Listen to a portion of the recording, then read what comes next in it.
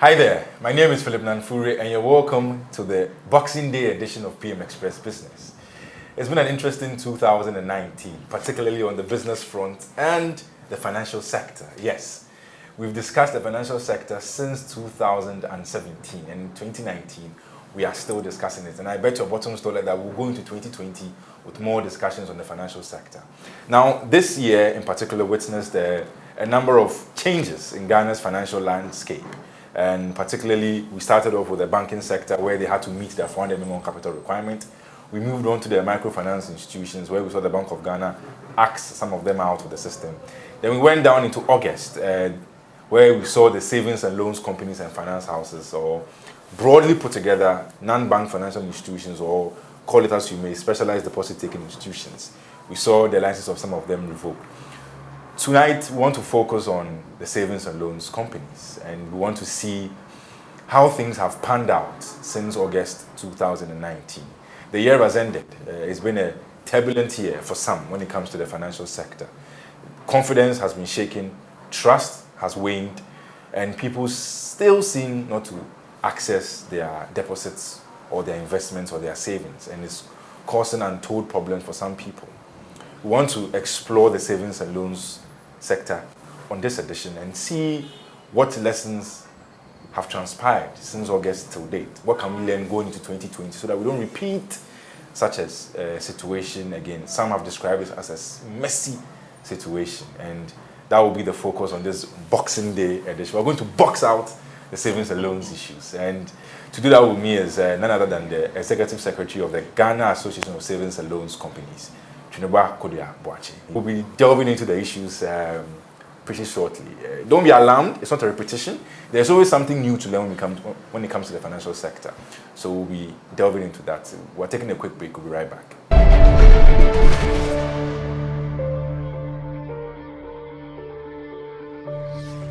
Right, thanks for staying with us, and you are still live on your Joy News channel, and this is the Boxing Day edition of PM Business with me, Philip Nanfuri. As I introduced earlier on, my guest, Shuniba Kodia-Boakye, Executive Secretary of Ghana Association of Savings and Loans Companies. TK, thank you very much for joining us. Thank you very much. I'll be calling him TK for short. His name is quite long, so...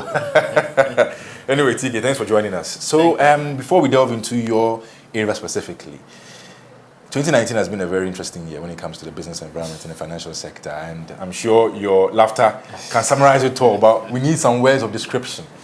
Give us your own mental picture of this year, 2019, particularly for the financial sector.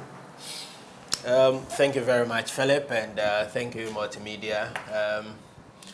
We want to say a Merry Christmas to our viewers, and we wish everybody a prosperous 2020 and going beyond, especially our customers who do business with the Savings and Loans Fraternity and those who are yet to join the Savings and Loans Companies Fraternity. 2019 has really been a year full of issues. One has to do with, we started the year with a lot of uncertainties. You remember in 2018, getting to the end of 2018, there were a lot of rumors. Yeah. The central bank said, I'm going to complete the sector, I'm going to do this, I'm going to do that. And customers were worried, were waiting in anticipation for the action from the central bank. We ended 2018. And at the beginning of 2019, the central bank came out to announce the action on the commercial banks. And we were still waiting. And so customers were also expecting the action from the central bank to come early. Yeah. Then in May, we had the central bank, instead of from the commercial banks coming to the Savings and Loans Finance House, they went to the microfinance. Went to the microfinance sector. And therefore, people were worried and said, what's happening? And when you talk to the customers of the savings and loans, they were more worried that they were not very sure of what was going to take place. But of course, the central bank also knew what they were doing. And some of the institutions too were also making sure that they live up to expectations. Then on the 16th of August, we had the news 15 savings and loans companies license revoked, 8 finance houses True. license revoked, and 23 in 2 total. others. So 25 in total. Yeah, and one, to the public, we were expecting the action from the central bank because we needed to ensure that the sector remains stronger and stronger, able to serve the customers. Two, the depositors who had their funds locked up in most of these institutions, they were worried because from the action of the central bank and government on what they did for the commercial banks, if you were a customer at a commercial bank and that particular bank license was revoked, they had the opportunity to continue to do business either with Ghana Commercial Bank or with CBG. That's Consolidated Bank. Consolidated Bank. And so the customers of the savings and loans were also waiting in anticipation that, yes, I had an account with a commercial bank, and when the license got revoked, I continued to do business. I didn't have any cap. And so when the announcement came in August, and the customers of the savings and loans were asked to go and join queue, fill a form, get a receiver to validate, and then later pay a cap of whichever amount you had beyond a certain limit, that was actually a setback in the process that the central bank took. We will say that, yes, with all good intents and purposes, we wanted to make sure that the sector is very strong and remain resilient and respond to issues. But for the approach that the central bank separated the customers of banks from the customers of SDIs, we are thinking that going forward that should not happen again, because all these institutions are regulated by the central bank. What you would do to a customer of a commercial bank, you do the same to a customer of an SDI, unless you say that these SDIs are not part of the priority. But of course, I'm going to show you a certain statistics to show you that the SDI, when I say the SDI, I say the specialized deposit-taking institutions. We are all regulated by Act 930. So it's called Banks and Specialized Deposit-Taking Institutions Act 930. These SDIs, that is the savings and loans companies, finance houses, rural banks, microfinance companies, these four make up the SDI. And they actually serve more people than the commercial banks. These companies put together also serve more women than the commercial banks. These companies put together also serve more rural people than commercial banks. If even you take 2018, the credit report, it shows you, and I'm going to, as we progress, I will show you the figures. And so if the country is interested in improving on financial inclusion, improving on expanding access of financial services to the rural people, to curtail rural-urban migration, to also empower the people in the hinterlands and those areas, then the SDI is the approach to go. And the figures are there to show. This is not any because I'm in the SDI. Of course, we want a holistic banking industry to be stronger. And so 2019, it was more of a mixed feeling. We were expecting the action the central bank took, and they took it. We are happy the action happened. But the manner in which that action was taken... But the approach, we are hoping that going forward, we will need to have more dialogue. And fortunately, Philip, the central bank has also shown commitment in dialoguing with the industry, the SDI, to ensure that they protect the sector and to ensure that the sector grows. And we hope that we will continue to engage in this discussion Because of course, if you're a customer of an SDI and your money is locked up, you still not gotten it, you will not be happy.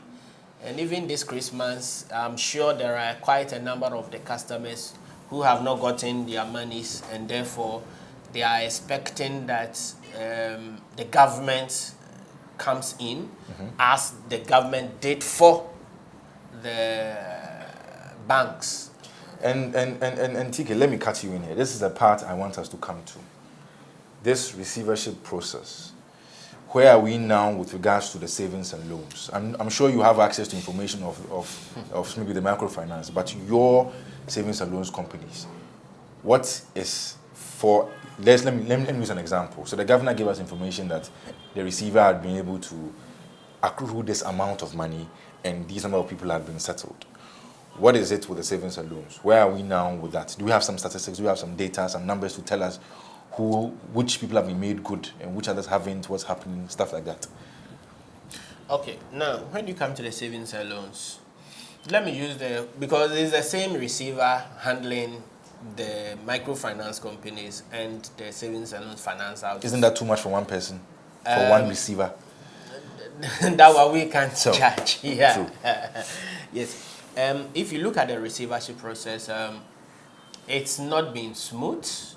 We wouldn't say it's been smooth. There's been challenges that we have seen as an industry. Yeah. One has to do with, if I were a government and a regulator, I will not lump the ordinary individual customers together with the financial institutions who had deposited funds also locked up. I won't put them together. Okay. If I were the government and the receiver and the central bank. Why? Because that financial institution that sent the money there as normal business, mind you, the word is normal business, and did what they were supposed to do as part of business operations, that you do placements, and they did placement in these defunct institutions. They have about thousands of customers whose monies they use to invest. And investing is part of the business. Okay. It is not criminal unless you do it with criminal intent. Now, these financial institutions, like other savings and loans who are still existing, if you continue to say we will also pay you a cap, then what you are saying is that financial institutions who mobilized from 1,000 customers mounting to say 5 million, you say we will give you 10,000 or 20,000, go and share among that 1,000 people. How can that happen? So Very problematic. take, for instance, credit unions had their monies locked up in these institutions. You say you're going to pay them cap. You have savings and loans companies. You had rural banks who had locked up funds in these financial institutions. You have susu collectors. You know how the susu collectors operate. They collect from other people and go and invest so that when the time comes, they give it back to their customers. And all these things are locked up. So if I were the receiver, the government, and the regulator, I will separate them, Okay. and sort them out, give them their monies. When you get these financial institutions those funds, what are you doing? What you are actually doing is that you are enabling those who are continuously doing business with these institutions to continue to do business. Okay. And therefore, their confidence will continue to improve. Number two, what you are going to do is that these financial institutions will continue to serve their customers. How? Are you aware that there is credit delivery, there's shortage of credit delivery, that people are not getting loans? In the savings and loan sector, No, or in the whole in the entire industry. financial system, yes. You are aware. Yes. Now, but are you aware that if you take the Bank of Ghana's report on the banking sector, which is on the banks, they report on the banks. In the Bank of Ghana report, credits continue to increase for the past 2 years. Are you aware? in that report, credit increased. So if credit increased in the Bank of Ghana report from the commercial banks, but industry, individuals say we are not getting access loans, to credit, then where is those credits going? It is going to where the commercial banks are good at doing their business. But the ordinary people, the everyday people, the SMEs, those people are serviced by your type of institutions. our institutions, by the SDIs, the microfinance companies, the savings and loans, the finance houses. But now, if these finance houses, the savings and loans companies, and the microfinance companies do not have enough funds to own land, then the evidence is shown in the public outcry. So if I were a government or I were a regulator and I want to support the indigenous business, the people in the rural areas, I would rather inject funds in the SDIs, support the savings and loans companies, the finance houses, so that they will continue to deliver to those people. TK, will you agree with this characterization that the banks themselves, due to their systematic processes, study carefully who they are giving out loans to? And the problem with your type of institutions and why you guys are where you are was that you people don't do proper due diligence in giving out the loans. So yes, somebody may go to a bank and will not get, but will come to a savings and loans and get. And we saw some of the stories that contractors were taking loans from savings and loans companies rather than going to the banks. Why should an SNL be in there financing a whole contractor? And look at the problems with the contractor from government's own finances. They're not paying. So someone may argue that, you know what, you people brought this trouble amongst yourselves, and that's why the banks won't give out loans to you. What would you have to say to that? I disagree. The commercial banks have their process. The savings and loans, the microfinance, the rural banks also have their own processes. Now, in 2018, Universal Banks granted 21.6 billion loans in 2018 to 312,000 customers. And I'm sure this is a mix of both corporate and maybe individual customers. Exactly. Now, this is 312,000 customers benefited from 21.6 billion cedis In 2018. in 2018. Rural banks granted 1.6 billion. Do you know how many people, how many loans? Give us the data. 369,000.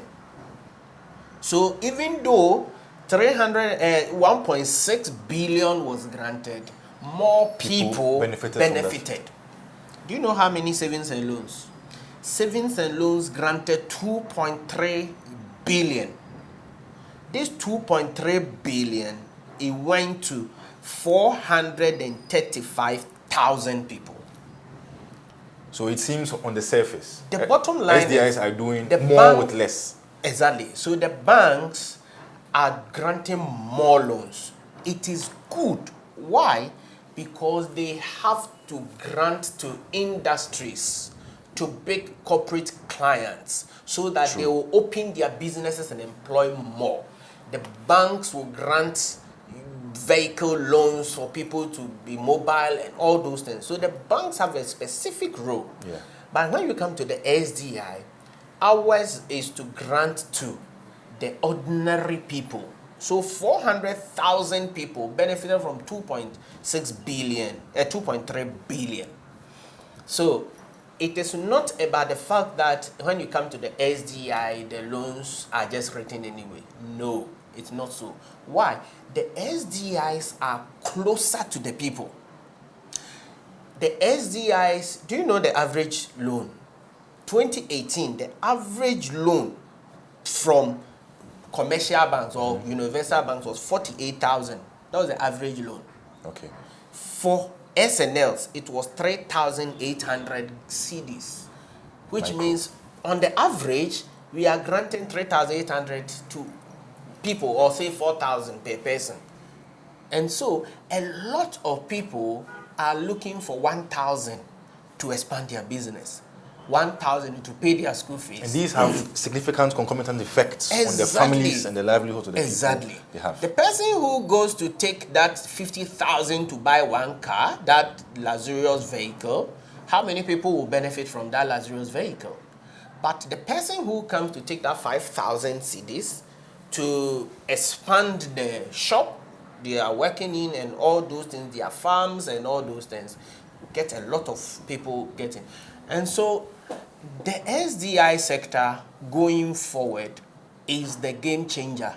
If an economy, you see, the commercial banks have a special role to play to ensure that, one of the rationale behind the capital that was increased for commercial banks from 120 million to 400 million was what? So your balance sheet will be strengthened, so you can absorb more risk, so you can do bigger tickets and take advantage in the oil economy.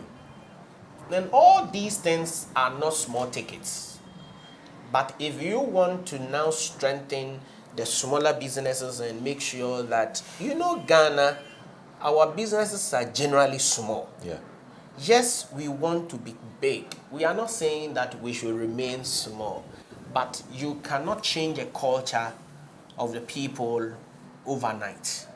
You can't do that. And so as policy formulators going forward, what we want to encourage them to do is to make sure that get those people, the things that made them go down, those corporate governance issues. Fortunately, we've come very far in those areas. Yeah. As we speak, now all SDI directors go through certification, just as commercial bank directors also go through certification.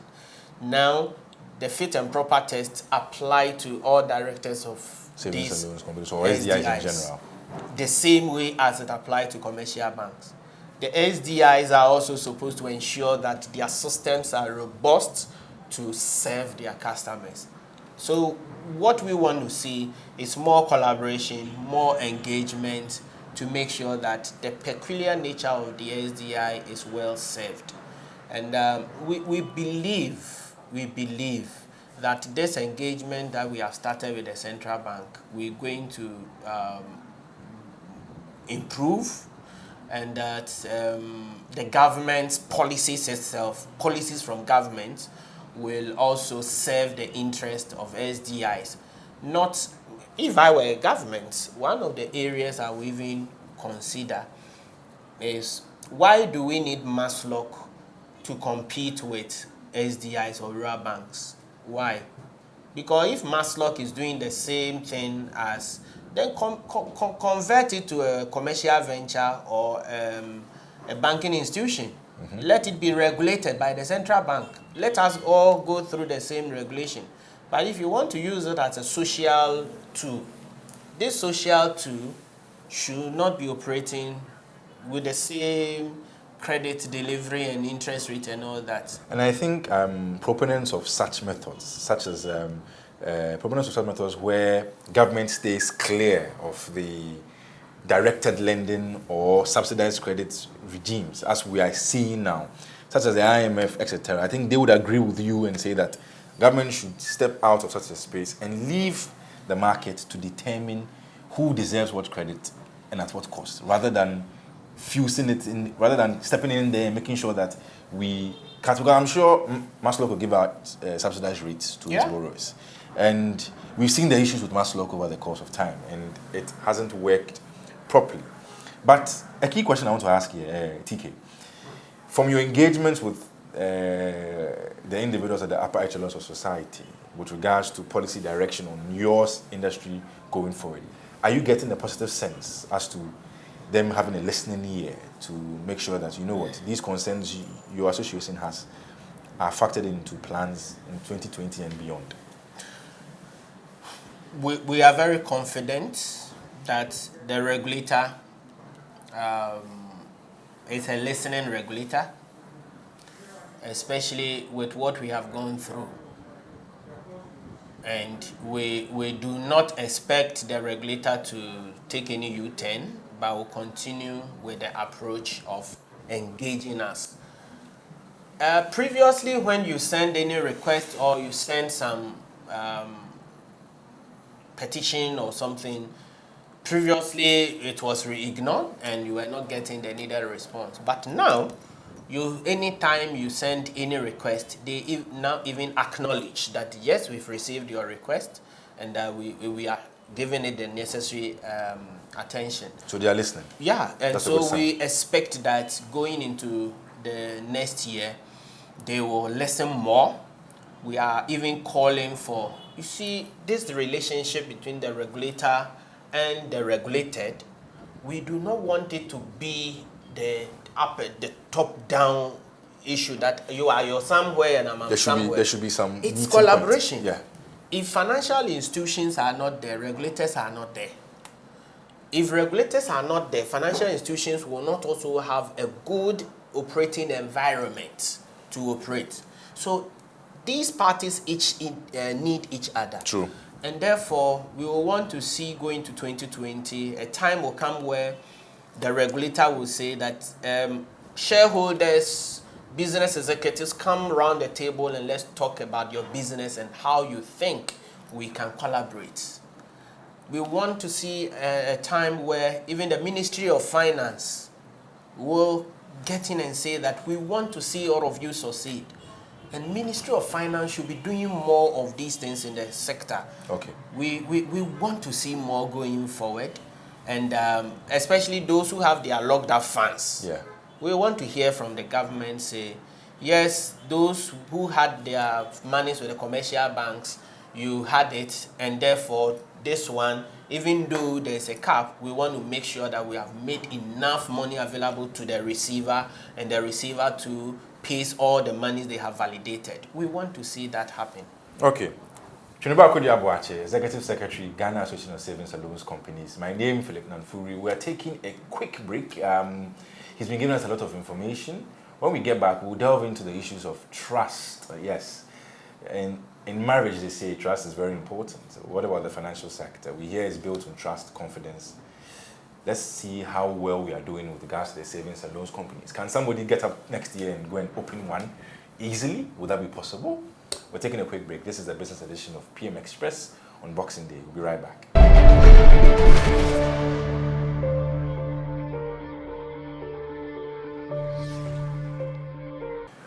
Right. Your Boxing Day edition of PM Express Business with me, Philip Nanfuri, my guest, Chuniba Kodiabuache, also known as TK for short, Executive Secretary, I beg your pardon, of Ghana Association of Savings and Loans Companies, taking us through as it's said in colloquial language, krinkum krankum of the savings and loans sector and the broad financial sector. He was giving us some data comparing loans doled out by banks vis-a-vis loans doled out by savings and loans companies. And his argument is that though savings and loans are doing less, about 2.3 billion, their outreach is more as compared to the commercial banks. And this is why we need clear-cut policy direction for strong growth in the savings and loans and the broader specialized deposit-taking institutions industry. Now, I want us to focus on two key issues again. One has got to do with trust. Some believe that financial institutions have bottomed out. There's no way we'll put our money back in a microfinance or a savings and loans. We'd rather take it to a big bank. Some argue that no, we will still go there. These were just one-off situations. Another issue is that there's a receiver. People are making or are supposed to receive their locked up funds. Others are still not getting their money. Why? Especially in this festive season. There's a lot of spending going around. I'm sure you've seen the traffic in town. Business activity is bustling. People are going to clubs, pubs, drinking, having fun. Others can't because their funds have been locked up. Why, TK? Why aren't people having access to their money, especially in this festive season? What's the peculiar reason? Okay, so it's a bit challenging, especially going through this time that you had money, saved it for a later date, and then the date came and you needed your funds and you couldn't have access to it. It's very worrying, very, very worrying. And that nobody should see it as just ordinary.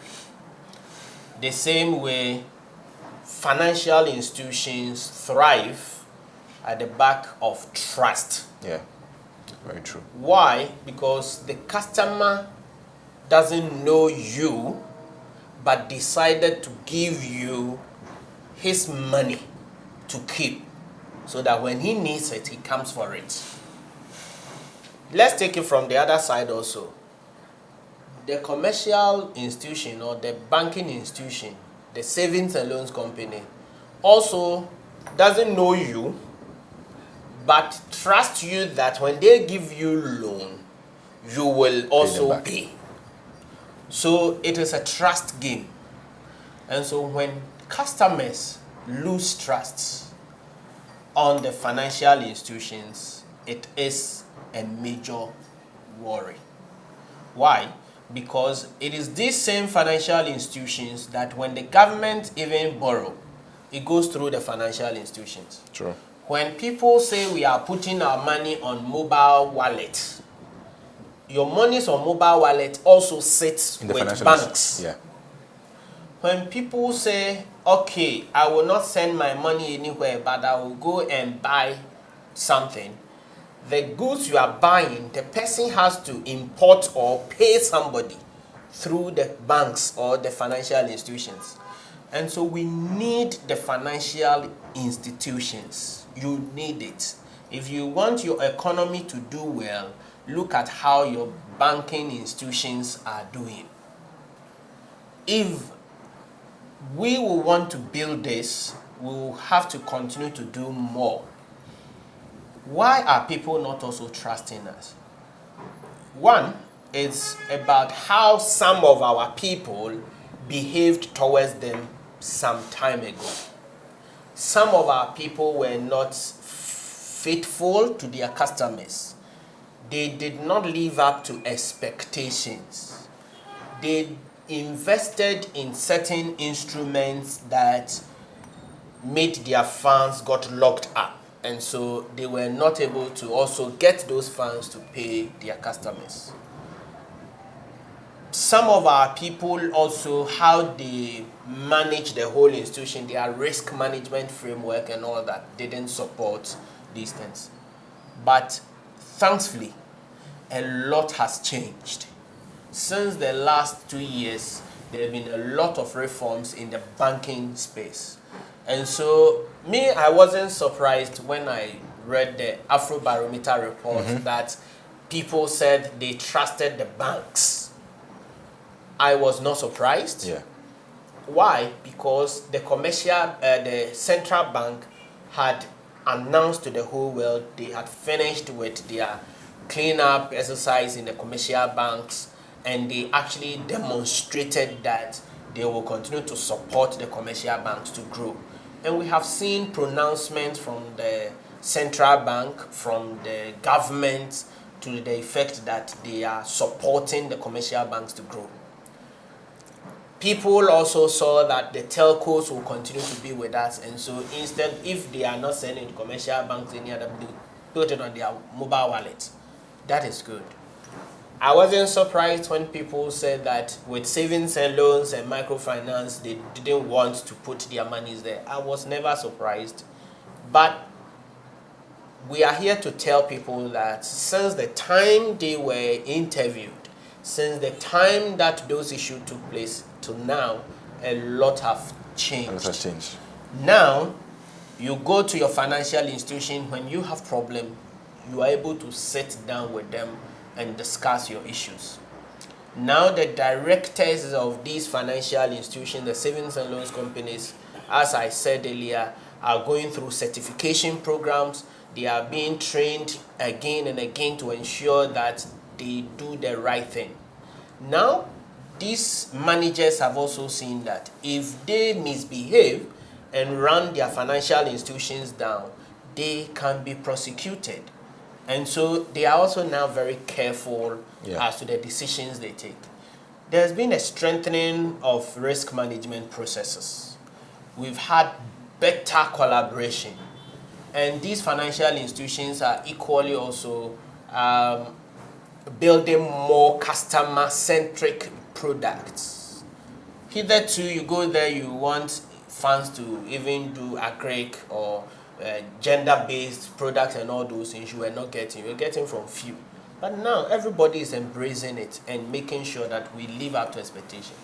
The next thing is that now people are being careful with the interest rates that they give. And I must say it and say it now that if you go to any of the peers, you go to any financial institution, their peers are offering you a deposit rate of say 15% per annum. And that particular financial institution alone, among these peers, they are offering more than 5 or 10% above what the ordinary people are offering. You should be suspicious. Because if if risk is equivalent to returns, then if you are looking for more returns, don't be afraid that you are taking on more risk. And so, if I am a customer going into 2020, one of the things I will be looking at is I will be investing in an institution that gives lower interest rate on deposits. But naturally, we want more high interest returns. Rates. True. And so you have to measure our risk appetite in going forward. The next thing is that as customers, yes, the financial institutions are doing their best, making sure they live up to expectations and comply with Bank of Ghana directives. If you see your financial institution misbehaving or doing something untoward, please report that financial institution. You can go to that financial institution and say, I've seen this thing you are doing is no good, and I'm lodging a complaint, and I'll come for a follow-up. If they don't respond and get the right thing done, go to Bank of Ghana. You can go to Bank of Ghana website. There is a department in Bank of Ghana called Financial Stability Department. They also do what we call market conduct. Look at the behavior of the financial institutions, how they also, their products. The products are supposed to be transparent. All interests are supposed to be disclosed. Everything, charges are supposed to be disclosed. But if that financial institution is not treating you well, report that financial institution. Let us as a society build collaboration. It is not only central bank's role.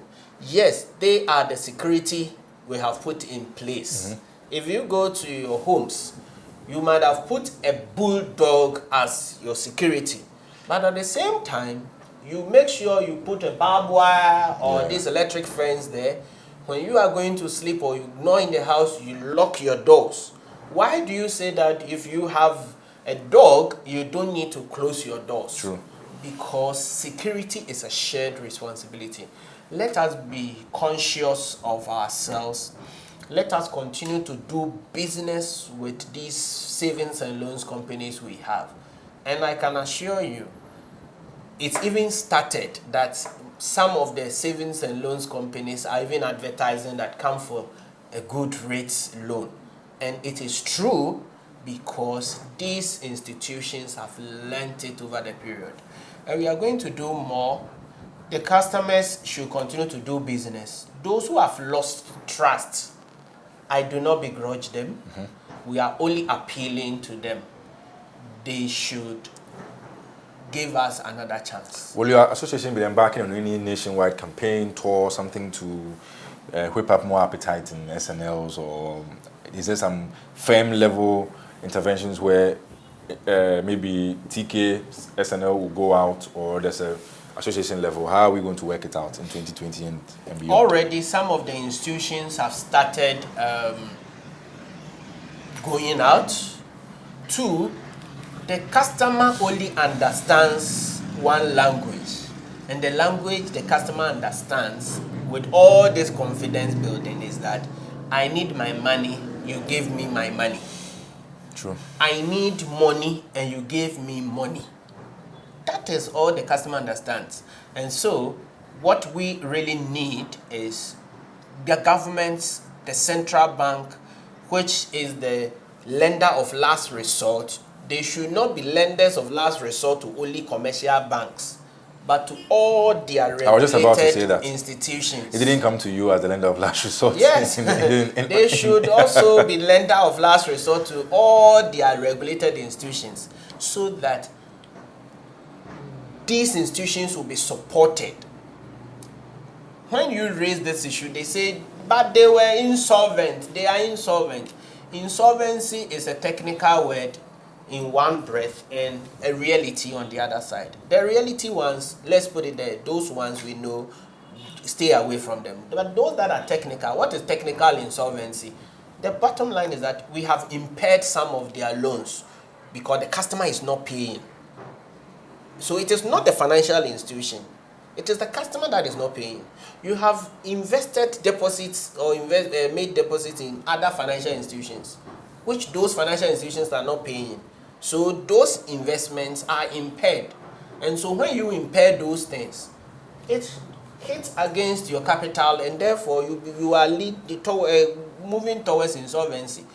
So when that has happened, you don't bunch all of them with those that have become insolvent due to inefficient operations. But we see all these things going forward. We also want to see a review of certain portions of the Act 930. Okay. That will have an effect on SNLs or everybody, SDIs or everybody, banks included. Yes, everybody. Can you give us an example of such a portion? Section 123 of Act 930 says that so long as you are insolvent, the central bank shall revoke your license. Finish. So when you have become insolvent, whether technical insolvent or whatever insolvent, central bank has to revoke your license. You want that changed? Is this what we are looking for? If we want to build stronger institutions, when even you have become insolvent, the state should look at how do we ensure that we take those institutions from that insolvency position, not shall revoke their license. So you'd want a situation where... Number two. Just a minute. A situation where if an institution is insolvent, certain steps will be taken to bring it back to solvency before anything is done. There we have what we call corrective prompt actions. Those corrective prompt actions, that from section 101 to I think 106, talks about some of the steps central bank will be taking, preventing the financial institution from taking more deposits, preventing them from sharing dividends, make sure that you find them, make sure you do this, make sure you do that. There are all those things there. Okay. Give them an administrator or appoint an administrator or an advisor and all those things. They are all there. Okay. But let's ask ourselves, are they enough? If they were enough, how come an administrator was appointed for Unibank and the administrator even recommended revoke the license? Administrators are supposed to help the financial institution come up. Okay. And so another one, if you take the Act 931, which was also amended subsequently, there are certain caps and certain things and certain things. That's the deposit protection. Deposit protection. We want to see a discussion on it going into 2020.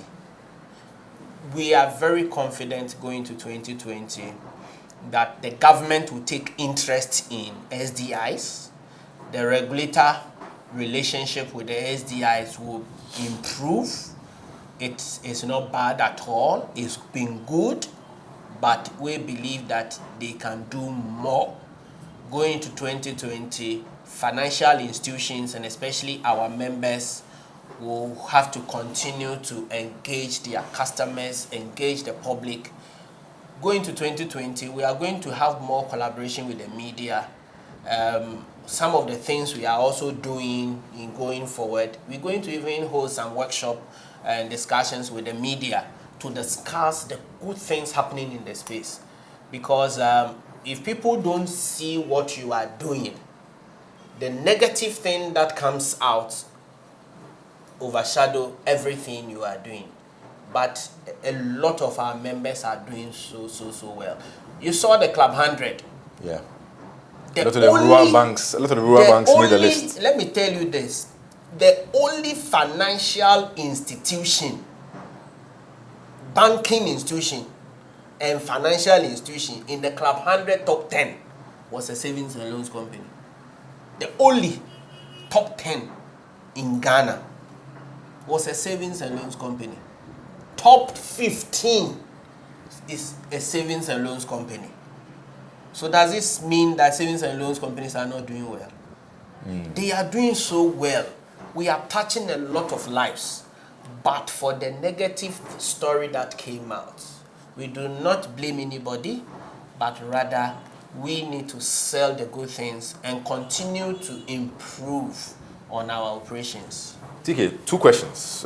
If you can punch them quickly for me before we take our second break. First one, as we have ARB Apex for the rural banks, do you think SNLs should have something similar, or all SDI should be boxed into one institution that runs them at a mini level before it gets to Bank of Ghana? First one. Two, Bank of Ghana publishes banking sector reports. Yes, we don't have any SNL or SDI reports, aggregate, especially SNL reports. Do you think if the regulator started publishing more of these things, perhaps people like us that we see it, me like this, I beg your pardon, as an analyst and a researcher, if I have data on SNLs, I can give some warning signs in the media broadcast whatsoever. Do you think that having a report at an aggregate level will help some of the challenges we saw? Okay. Let me take the second one first. Okay. I agree with you, and we have asked this same question to the central bank. Why is the SDI sector report not part of the banking sector report? We want answers, and we are still waiting. We are hoping that the central bank will ensure that when they are publishing the end of year, this year's banking sector report, it should contain that of the SDI, and they should let us see it clearly in the report. This one, I agree with you perfectly. Okay. Number two, with the issue of the industry, it all rests with the central bank, their capacity. If the central bank thinks that they will need a special hand to deal with the SDI, which we think so, then they should consider an approach that will make the SDI more stronger. It's not only about an Apex body, but about the policies and the systems that we will put in place and the collaborations that will also ensure that we become stronger. Okay. Chineba Kodiabuache, Executive Secretary, Ghana Association of Savings and Loans Companies, taking us through some policy reforms that they wish to see to ensure that there's a stronger SNL sector. We're taking a quick and final break. We'll be right back.